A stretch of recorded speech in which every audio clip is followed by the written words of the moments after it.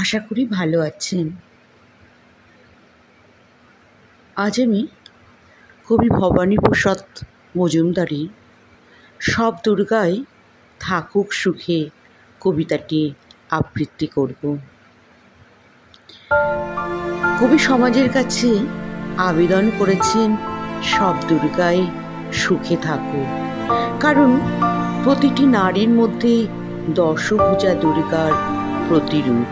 কিন্তু আমাদের সমাজ ব্যবস্থা এমনভাবেই তৈরি, কোনো দুর্গা রাজপ্রাসাদে, আবার কোনো দুর্গা ফুটপাতে হাড় ভাঙা খাটুনি খাটছে এক মুঠো অন্ন সংস্থানের জন্য। তাই কবি ভবানীপ্রসাদ মজুমদার এইরকমই একটি চিত্র সব দুর্গাই সুখে থাকুক কবিতার মাধ্যমে ফুটিয়ে তোলার চেষ্টা করেছে। সব দুর্গাই থাকুক সুখে, ভবানীপ্রসাদ মজুমদার।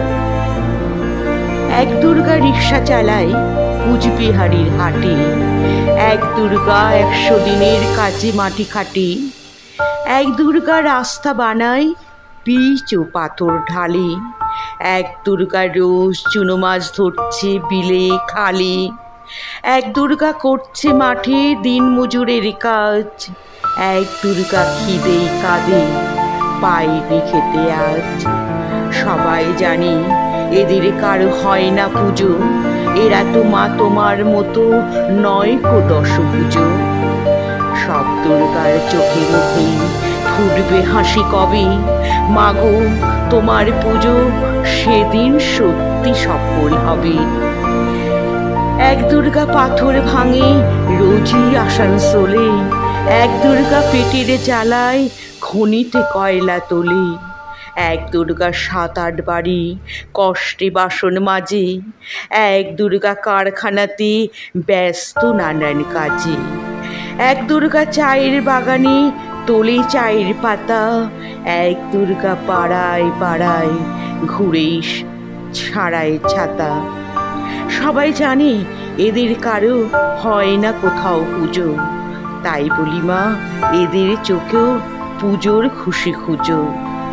সব দুর্গার চোখে মুখেই ফুটবে হাসি যবে, মাগো তোমার পুজো সেদিন সত্যি সফল হবে।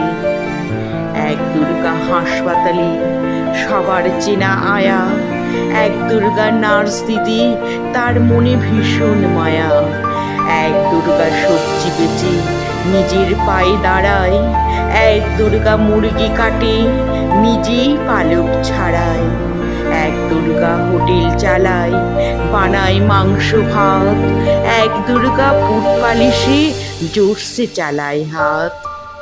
এমনি হাজার দুর্গা যারা পায় না কোনো পুজো, এদের দুঃখ কষ্ট তুমি দরদ দিয়ে বুঝো।